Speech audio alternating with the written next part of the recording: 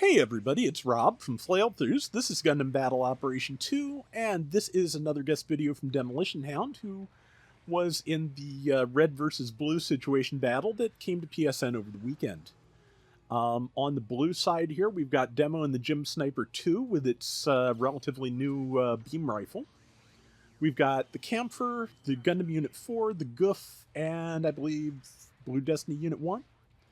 Yeah, so it's not a bad lineup. The other side has the Gelgug Jaeger, the Garibaldi Beta, Sharzaku, the Red Rider, and I forget what number 5 is.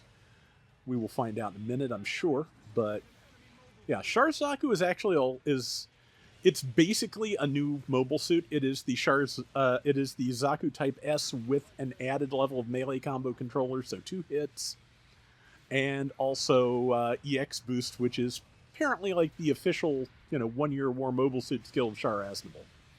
See Red Rider up in Demo's face here, which is not, the best, because it is a very fast multi-melee raid that, yeah, with a heavy attack, which luckily it has not been using yet.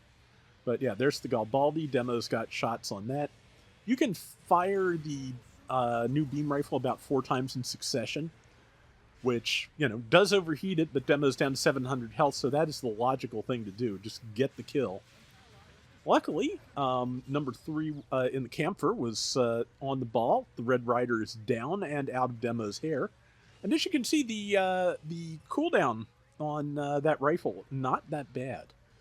Also, because words, I bet the G5 is the last red team mobile suit, but also because it only does build stun, it only takes about 2 shots to stun things, but the rifle does not stun your allies, which, if you expect your allies to be in your line of fire, which, kind of expect your allies to be in your line of fire, it is not a bad thing to have opposed to the ballistic rifle. I still really like the ballistic rifle, but this definitely has its charms. But yeah, so far so good. They've got a lead. Demo's waiting for the rifle to come back up, which, as you can see, it did. I believe he just blew up the Garibaldi shield from the way it was stunned. And here comes the Red Rider, and that is going to be it via Vulcans. Sometimes a good Vulcan charge is all it takes. It's easy to not think of that when you are running something with, 5 swords, something like that. I guess 3, really, but it feels like 5 when the thing's coming at you. It can basically melee as much as it wants, as long as it has boost.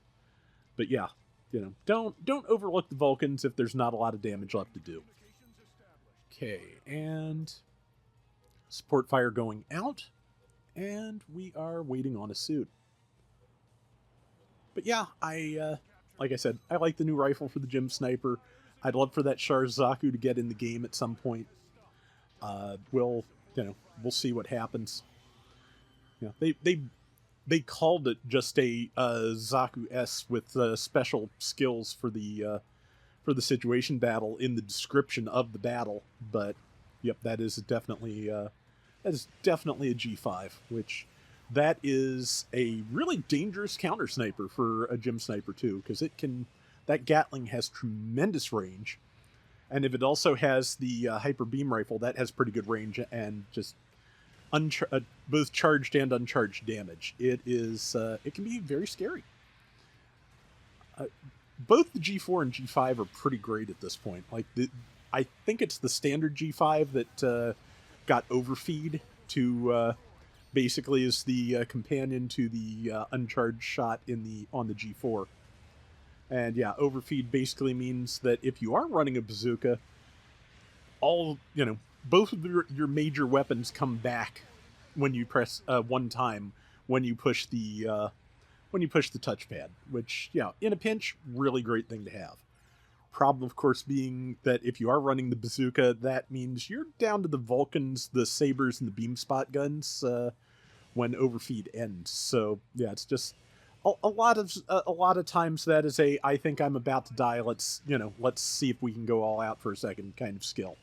But in the right circumstances, if you know if you know how it works, it can still be used strategically.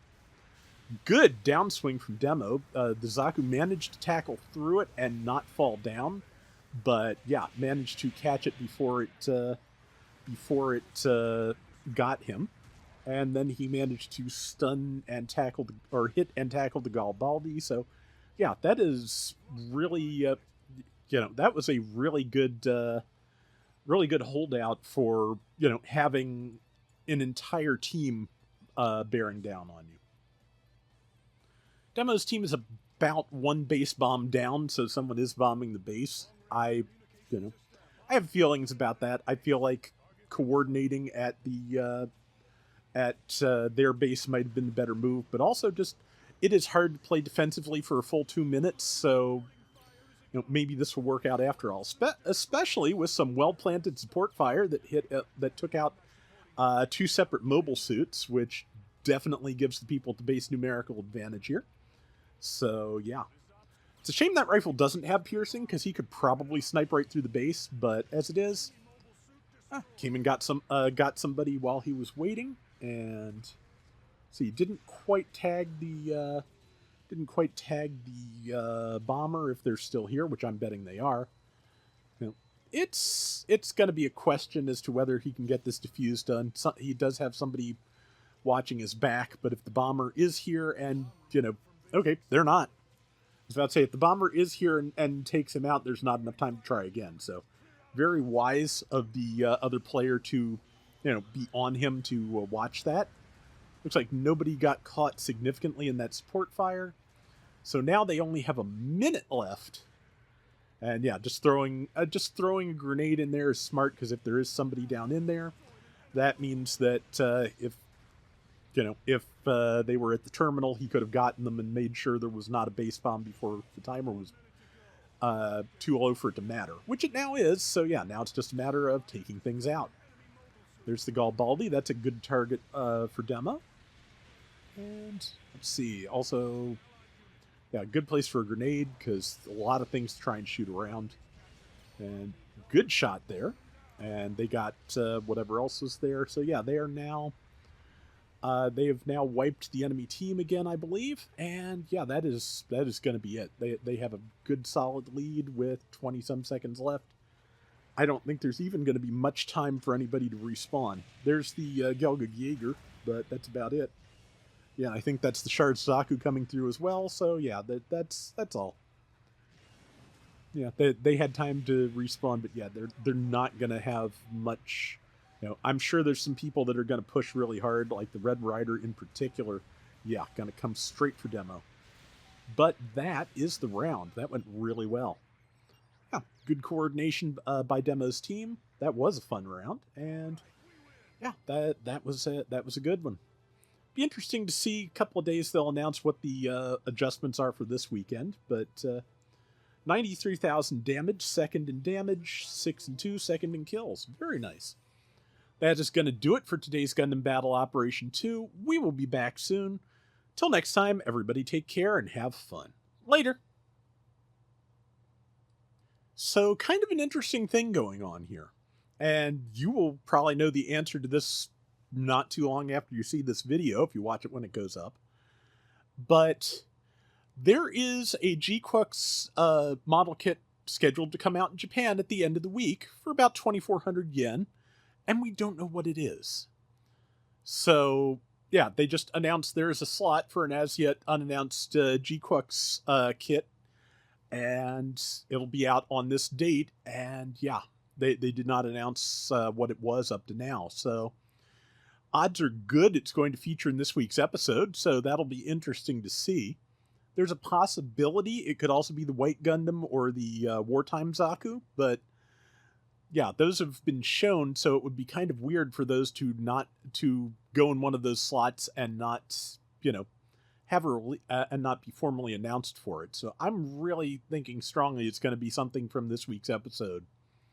So we'll get to see. Like I said, about an hour from when this goes live, Amazon Prime should have the episode. So we will find out, I'm sure, not too long after that, what the mystery kit is for the week.